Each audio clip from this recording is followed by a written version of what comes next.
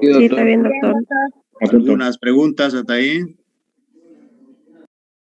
El diagnóstico, jóvenes, de esto generalmente es mediante la ecografía, ¿no? Mediante la ecografía, si una mujer está con sangrado o escaso sangrado, ¿no es cierto? Entonces, directamente nosotros acudimos a realizar la ecografía para poder identificar, por supuesto, si estamos hablando de segunda mitad del embarazo, no estoy hablando ya, tengo que descartar las otras patologías de segunda mitad del embarazo, ¿no es cierto? La placenta previa, el DPP, ¿no? Y esta patología, el acretismo placentario. Otras imágenes que les quiero mostrar, por ejemplo, en ecografías, por ejemplo, se observa de esta manera. Esto viene a ser la placenta. Fíjense, cuando utilizo el Doppler, se puede observar de esta manera, hipervascularización, ¿no? De la interfaz vésico-uterina o la vejiga y el útero se refiere, ¿no es cierto? Esto viene a ser la vejiga. Fíjense que es en vasos sanguíneos. Casi hay una invasión de la vejiga. Entonces, en este caso, por ejemplo, el tratamiento es sí o sí, ¿no es cierto? Ya tengo todas estas imágenes. Esto corresponde directamente a un hospital de tercer nivel, ¿no? Un hospital de tercer nivel. Pero muchas veces jóvenes en nuestro medio pues nos realizan controles prenatales o algunas que todavía no pueden o no realizan controles prenatales durante su gestación, entonces llega solamente sangrando o entonces en ese caso yo tengo que batírmela, ¿no es cierto?, con la parte clínica y todo lo demás, ¿no es cierto? Entro a quirófano y me encuentro con acretismo placentario, ¿no? Entonces, en ese caso, pues, tengo que realizar la histerectomía porque otras formas de controlar la hemorragia que tiene, ¿no? En esta patología es intenso, ¿no? Entonces, tengo que habilitar el código rojo para que esté presente el cirujano y lo que hacen transfusión, todo eso, entonces, para evitar las complicaciones, ¿no? Y algunas veces también cuando se atienden partos, ¿no? Partos en primer nivel o segundo nivel, ¿no es cierto? Entonces, no hay una salida, ¿no? Un parto vaginal, no hay una salida completa de la placenta o muchas veces no puede salir, ¿no? El médico de turno está peleando, ¿no es cierto?, para poder extraer, mete oxitocina, hace todas las maniobras, entonces no hay una placentación, ¿no? En ese caso, pues está incrustado, ¿no? Entonces, a la vez hace respectivas maniobras, ¿no es cierto? Entonces extrae, si extrae salen pedazos y la hemorragia continúa, ¿no? La hemorragia continúa, hace la revisión instrumental que hacemos con Legras, ¿no? Y con eso, nada. Entonces, en ese caso estaríamos hablando de, si no tengo ecografías previas, si no tengo estudio, ¿no es cierto?, que haya hecho la mujer gestante, estoy enfrente de un acretismo placentario, ¿no? El acretismo placentario, jóvenes, cuando se incrusta, ¿no es cierto?, al miometrio, cuando se incrusta a la capa serosa, ¿no es cierto?, es difícil que pare la hemorragia. Eso es para quirófano, directamente para quirófano. La hemorragia no va a parar, haga lo que haga, maniobras, compresiones. Entonces, directamente entrar a quirófano, ¿no? Realizar las respectivas maniobras que vamos a ver más adelante y de esa manera, si no, histerectomía, ¿no? Si hay un compromiso bastante serio, entonces directamente histerectomía sin vuelta. Aquí, por ejemplo, otra vez la imagen de miometrio adelgazado, retroplacentario, fíjense. Aquí está la vejiga y por delante está la placenta, fíjense.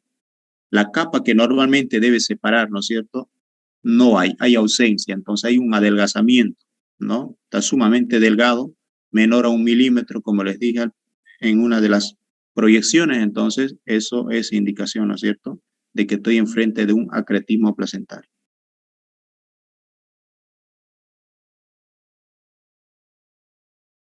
Aquí lo mismo, ausencia de línea, sonolucente.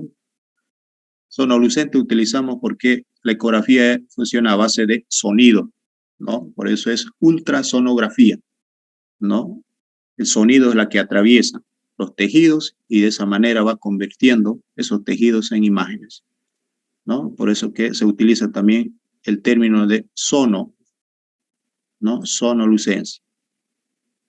Abultamiento placentario, seguimos con ecografía, ¿no?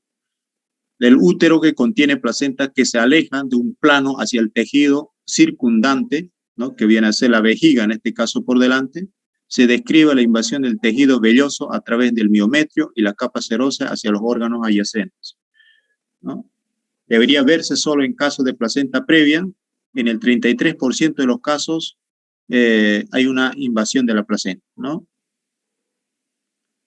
Hipervascularización, esa es la que ya les mostré en imágenes, ¿no? De la zona donde está el acretismo placentario, ya sea por delante, ¿no es cierto? O por la parte posterior.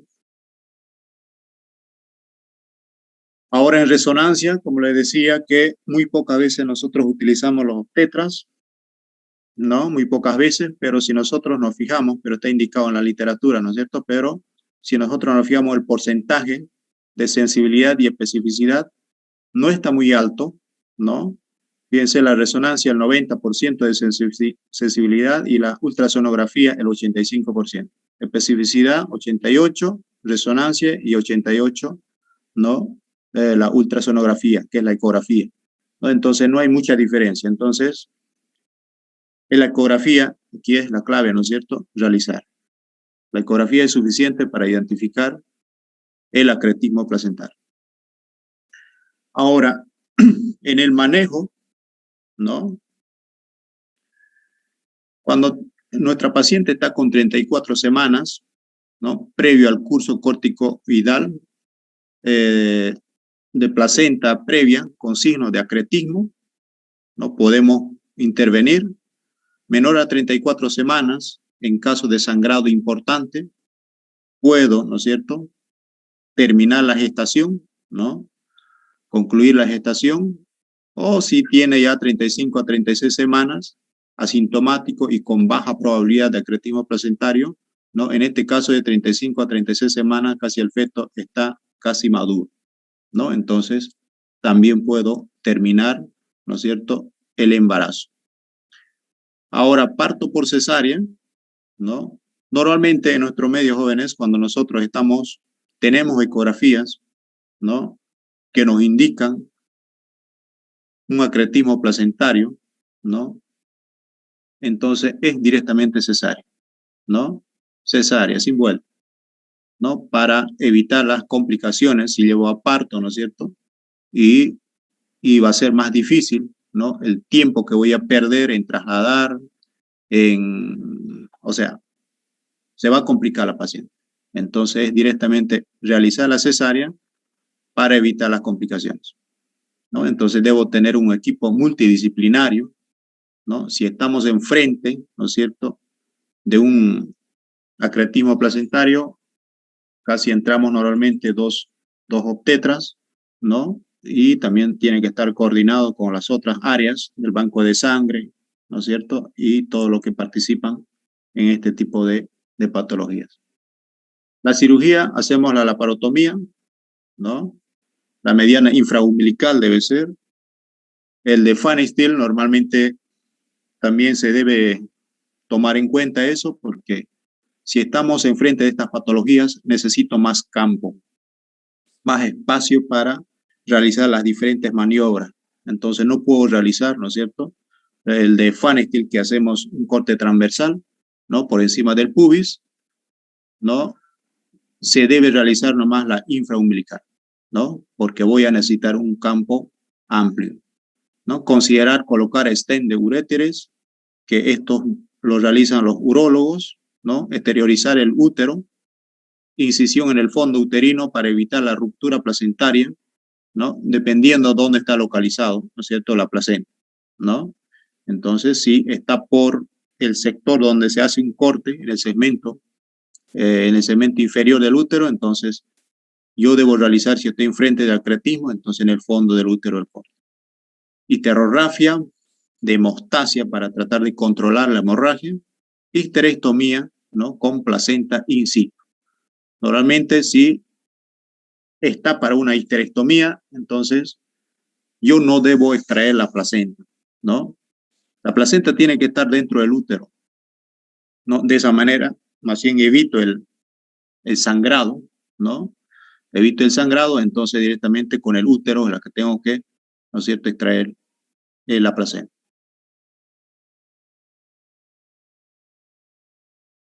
Y tengo unas imágenes, por ejemplo, ¿no? Cuando se realice una histerectomía, ¿no? Por acretismo placentario, queda de esta forma, ¿no? La capa del miometrio, ¿no? Se pierde, la capa serosa se pierde, porque esto ya está en contacto por delante con la vejiga o contacto por detrás con el resto, entonces se pierde, ¿no? La placenta se incrusta, como atraviesa todas las capas, entonces compromete a los órganos vecinos. Sacar la placenta en acretismo placentario es difícil, ¿no es cierto? Está comprometido a todas las capas y no me va a salir nunca, ¿no? Lo que voy a producir es más sangrado, y mi paciente se va a choquear. La revascularización pélvica, que también se realiza con colocación de balón, ¿no? Eso se introduce por las venas femorales, ¿no es cierto? Un baloncito para evitar un mayor sangrado, ¿no? Eso lo hacen los vasculares. Histerectomía, que eso ya les dije, que normalmente nosotros lo realizamos si hay un compromiso bastante serio, entonces se debe realizar nomás la histerectomía, ¿no? En acretismo placentario. Manejo expectante. La incisión clásica para liberar el feto, claro, por supuesto, lo primero lo que tengo que hacer es sacar el feto, ¿no? Y después lo demás, ¿no? El combinado con un equipo de procedimiento, embolización de las arterias uterinas, que eso se realiza también en tercer nivel, ¿no? En segundo nivel, esto muy pocas veces o casi nada se realiza. El uso de metotrexate, se ha visto que no ha funcionado mucho, ¿no? No ha dado buenos resultados, pero está indicado también, pero con muy pocos resultados buenos.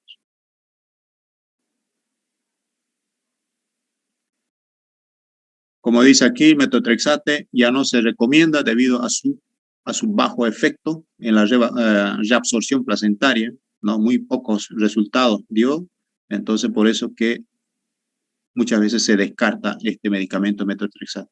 Embolización de las arterias pélvicas, que ha presentado un éxito que oscila entre el 85 a 95%, ¿no? Esto es para evitar el mayor sangrado, ¿no? Mayor sangrado, entonces se realiza la embolización. La estrategia de hemostasia, por ejemplo, acudimos también muchas veces a esta maniobra de Bellynch, ¿no? Que es una compresión que se realiza, ¿no es cierto?, al útero. Claro, eso es en quirófano, por supuesto, una vez extraído el feto, entonces se acude a esta maniobra, ¿no? Que utilizamos hilos, ¿no es cierto?, para poder comprimir, ¿no? El útero y así evitar el sangrado. Solicitar ayuda a médicos con experiencia, ¿no? Y todas esas cosas que nosotros manejamos, ¿no? La histerectomía, la ligadura de la arteria hipogástrica, que muchas veces se realiza también, ¿no? Cuando por ejemplo, la ligadura de la arteria hipogástrica se puede realizar, por ejemplo, en caso de que una paciente, su primer hijo, quiere tener más hijos, entonces tratamos de evitar, ¿no? La histerectomía y cómo puedo yo parar el sangrado haciendo la ligadura de la arteria hipogástrica, ¿no? Que la arteria hipogástrica, ustedes saben, da la rama, la arteria uterina, ¿no? Entonces, si yo ligo la arteria hipogástrica, hay menor flujo sanguíneo, ¿no es cierto? Voy a cohibir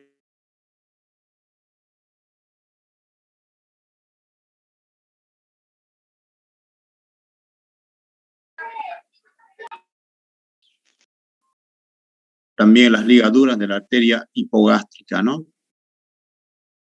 Aquí, por ejemplo, si hay un compromiso vesical, considera la histerectomía, ¿no? Entonces, ver aquí. Entonces, más se inclina a realizar la histerectomía, ¿no es cierto?, para evitar las complicaciones y evitar el uso de metotrexate y todas esas cosas, ¿no? Si hay mujeres, por ejemplo, que ya tienen 2 o 3 hijos, y, y ven que ya no quieren tener más hijos, entonces a esa paciente directamente, ¿no es cierto?, se lo realiza la histerectomía, ¿no? Pero hay ciertas personas que solamente tienen un hijo y muchas veces el feto está muerto, entonces para evitar, ¿no es cierto?, que se quede sin descendencia, entonces se evita, se acude a otras maniobras que vienen a ser las ligaduras y toda esa cosa, la maniobra de Bellins, tratar, ¿no es cierto?, de parar el sangrado, tratar de cohibir el sangrado. Si resulta, perfecto; si no resulta, ¿no es cierto?, se debe acudir nomás a la histerectomía.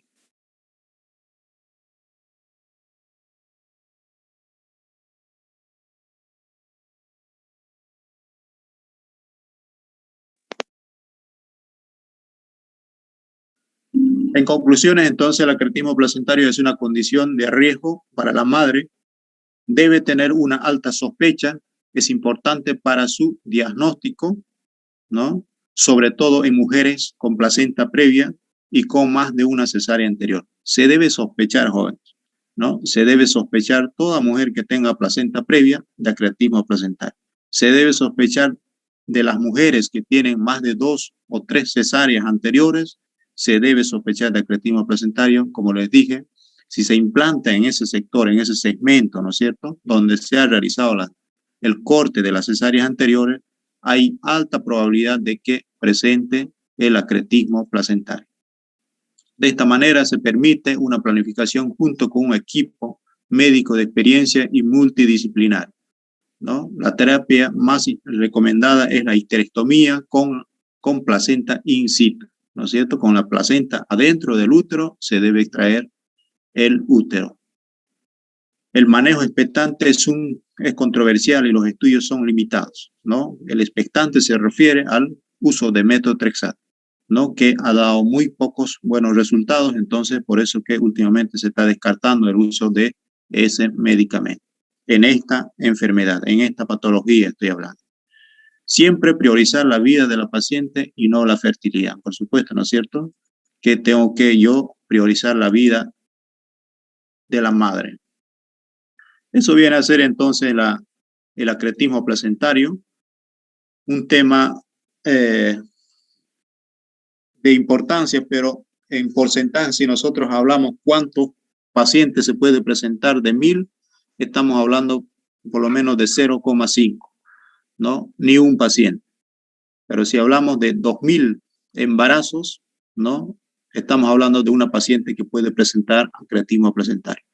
No es tan frecuente, pero se presenta, ¿no? Entonces, es importante conocer esta patología que corresponde a la segunda mitad del embarazo, y nosotros como médicos, ustedes como médicos, ¿no es cierto?, que si están enfrente de esto, tienen que hacer una referencia adecuada, ¿no? Hacer los controles, educar a la paciente, solicitar su ecografía, si sospecha directamente a segundo nivel, referirla, pero si les toca atender, porque muchas veces, ¿no es cierto?, la paciente no realiza controles o es atendido en su domicilio y llega al centro de salud sangrando, ¿no? Sangrando, que la placenta no sale, que hay una retención de la placenta, que hasta varias horas, y la paciente ya está ya blanca, ¿no?, de tanto sangrar. Entonces, en ese caso, estaríamos, ¿no es cierto?, sospechando de un acretismo placentario, ¿no? Hay retención placentaria, no se puede alumbramiento, ¿no es cierto?, alumbramiento de la salida de la placenta, o si es que en caso sale la placenta, no sale completo. Es por eso que en el parto normal se hace una revisión de la placenta, que no falte ningún cotiledón, ¿no? Tiene que estar íntegro. Si falta un cotiledón, entonces nosotros realizamos una revisión instrumental, ¿no? Y si en esa revisión instrumental continúa el sangrado, entonces yo tengo que estar ya pensando en un acretismo placentario, ¿no? Entonces, de esa manera, jóvenes, es la que tenemos que diagnosticar esta enfermedad, ¿no?, para evitar la morbimortalidad materno-infantil. ¿Algunas preguntas, jóvenes? Hola. Buenas tardes, doctor. La Dígame, diferenciación, ¿cuál sería entonces con las otras patologías anteriores? tenemos que diferenciar. Hay Hablamos de las hemorragias de la segunda mitad del embarazo, hablamos de placenta previa, el DPP, que es el desprendimiento prematuro, ¿no es cierto?, de placenta normoinserta, hablamos de rotura uterina, ¿no? Y ahora estamos hablando de acretismo placentario. Entonces, esas patologías tenemos que diferenciar, ¿no? Tenemos que diferenciar.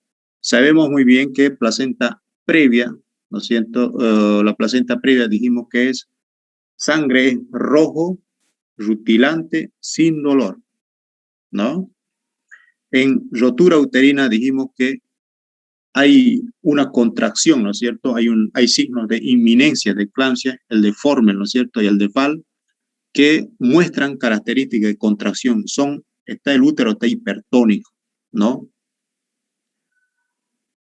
Y de repente desaparece esa contracción en rotura uterina, ¿no? Hay buenas contracciones, intensos, ¿no? Y de repente se desaparece las contracciones y se pierde, ¿no? Se pierde la forma, ¿no es cierto?, de abultamiento que normalmente es característico de una mujer embarazada. Se deprime.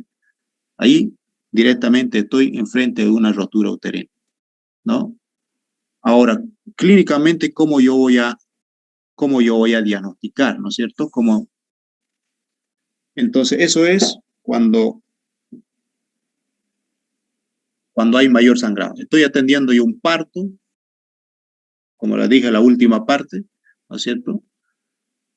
No sale la placenta, hay una retención placentaria, hago todas las maniobras, meto oxitocina, meto metergin, ¿no es cierto?, para una buena contracción y que expulse el útero, no resulta, ¿no? Hago extracción manual, introduzco mis manos dentro del útero y saco por pedazos, no puede salir, ¿no? Estoy enfrente de un acretismo placentario. Si no tengo ecografías, ¿no es cierto?, previas, ¿no es cierto? Estamos hablando si no tengo ecografías previas, porque estas cosas por eso se diagnostican mediante ecografía, ¿no? Por eso es que mostré más imágenes, ¿no es cierto? Y parte también de la literatura, ¿no? Sobre la ecografía. Esto se diagnostica con ecografía durante la gestación, ¿no? Ahora, durante el trabajo de parto, ¿no? Durante el alumbramiento, entonces ahí estoy con mayor sangrado o me sale la placenta en pedazos, ¿no es cierto? Sigue sangrando, no hay buenas contracciones, hace una atonía uterina cuando no hay contracciones, está flácido el útero, eso se llama atonía uterina. Metoxitóxico, oxitocina, metergin, bisoprostol, no resulta, entonces sigue sangrando, estoy, ¿no es cierto?, enfrente de un acretismo placentario. En ese caso, en provincia, ¿qué haríamos? ¿No? Estamos a una distancia de 1 hora o 2 horas. Y por eso en la vía, jóvenes, la estabilización de la paciente es primordial. Hacen colocar 2 vías, hay mayor sangrado, se aseguran con 2 vías, ¿no? De preferencia solución fisiológica, ¿no? 2 vías en ambos brazos, ¿no es cierto? Y sueltan al chorro, los dos. Eso va a evitar, ¿no es cierto? Eso te va a dar tiempo para que traslades a la paciente, ¿no? Porque de otra forma tu paciente se te va a choquear, ¿no? En tus propias vistas, si no colocas ninguna solución, se te va a choquear. Shock hipovolémico, hace una acidosis y se descompensa. Se muere la paciente, ¿no? De esa manera, entonces, jóvenes, tenemos que identificar, tenemos que diagnosticar, ¿no? ¿Algunas otras preguntas, jóvenes? ¿Qué me Doctor, dicen los otros? doctor, Dime. ¿cuál sería el factor de riesgo, digamos, o mujeres de qué edad mayormente ya se puede ir sospechando que estoy en el No, campo o no hay factor de riesgo? estos jóvenes, claro que hay factores de riesgo. Aquí vamos a ver con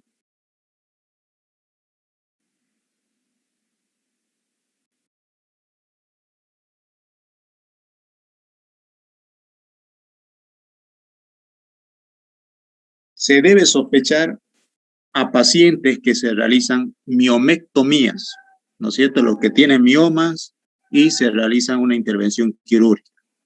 Se debe sospechar de pacientes que tienen 2 o 3 cesáreas anteriores, ¿no? Debo sospechar de esas pacientes porque queda una cicatriz, ¿no?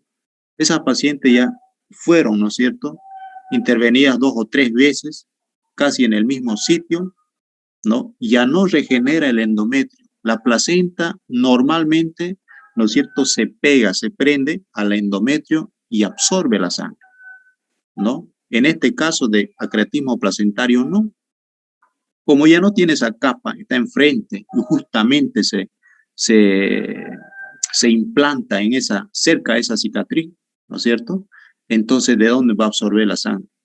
¿No? Tiene que incrustarse, tiene que introducir sus vasos sanguíneos al miometrio, a la capa muscular, ¿no? Y si no encuentra mayor riego sanguíneo, sigue buscando. Son como las raíces de las plantas, sigue introduciéndose y va buscando y atraviesa muchas veces el útero.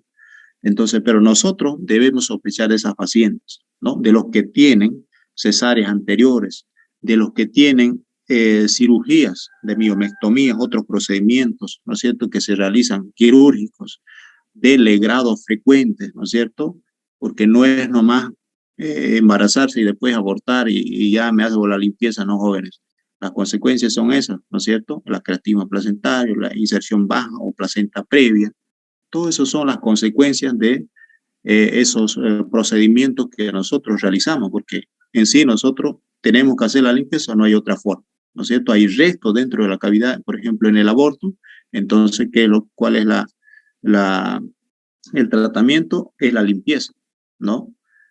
Pero las limpiezas frecuentes son los que van a dañar el endometrio. Entonces, ya quedan cicatrices y justamente que se implante el óvulo fecundado, ¿no es cierto?, en ese sector, es lo que me va a causar este tipo de patologías.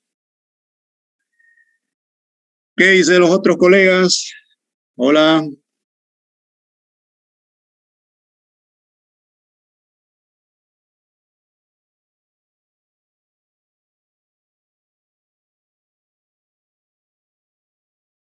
¿Nada más?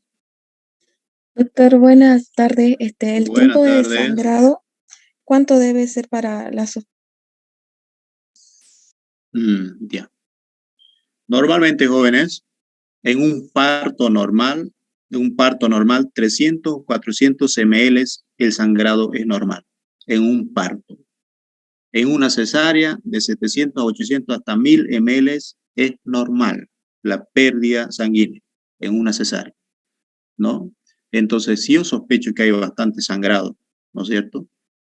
Porque en sí, cuando uno está atendiendo parto, no está tampoco para estar cuantificando todavía ahí el sangrado que está perdiendo, ¿no? Pero uno se va dando cuenta, ¿no? Que hay mayor flujo sanguíneo, que normalmente una vez que salga la placenta, ¿no es cierto?, sangra un poco y se para, ¿no?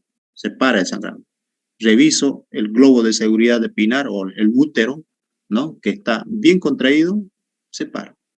Pero en este caso, ¿qué es lo que hacen en el acretismo placentario? No para el sangrado, ¿no? Colocas por eso tus medicamentos que utilizamos uterocontráctiles como la oxitocina, como el metergin, como el misoprostol, ¿no es cierto?, que son medicamentos que ayudan a la contracción del útero.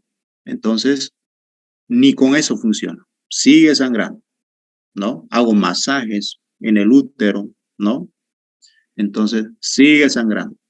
Entonces, no hay una en sí para decir, solamente uno se da cuenta, ¿no es cierto?, que está sangrando bastante, que ya, según mis cálculos, sobrepasa ya los 400, 500, está sobrepasando en un parto normal. Entonces, estoy hablando ya, ¿no es cierto?, que hay mayor.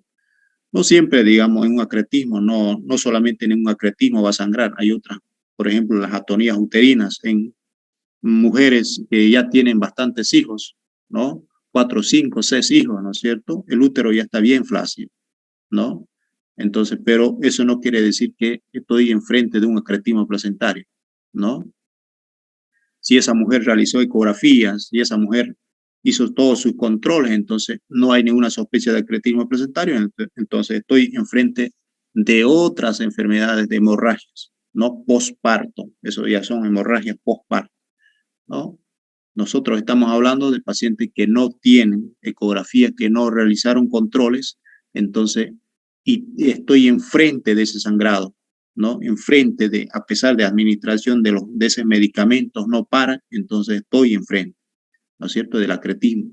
Pero si esa mujer tiene sus ecografías, tiene los controles, 2 o 3 ecografías durante su gestación, ¿no es cierto?, no hay ninguna sospecha, entonces no estoy, pues, ¿no es cierto?, enfrente de un acretismo, sino de atonías uterinas, que son también por múltiples causas se presentan las atonías uterinas, que no hay contracción uterina. Bueno, jóvenes, entonces, la basa previa que es otra patología que es mucho más infrecuente, ¿no? Muy pocas veces se presenta, ¿no? Ese tema no lo vamos a ver porque es muy cortito encima de eso, ¿no? Entonces, pero sí, esas 4 patologías que vimos, la placenta previa, el DPP, que es desprendimiento de placenta normoinserta, ¿no? La rotura uterina y el acretismo placentario así jóvenes, ¿ya? En la siguiente clase, la que vamos a hablar es de, aquí estuve revisando, de anomalías de las membranas feto-ovulares. Estoy hablando de polihidramnios, ¿no? Porque aparece bastante líquido, ¿no es cierto? Líquido amniótico y todas esas cosas vamos a ver, ¿no? Polihidramnios, bastante líquido, ¿no? De lo normal. Eso va a ser el siguiente tema que vamos a ver. Bueno, jóvenes, entonces ahí vamos a quedar. Hasta la próxima clase. Hasta luego, Muchas gracias, doctor. Ya, vayan repasando. Chao, chao. Les voy a enviar estas Hasta luego, proyecciones. doctor. Chao, chao.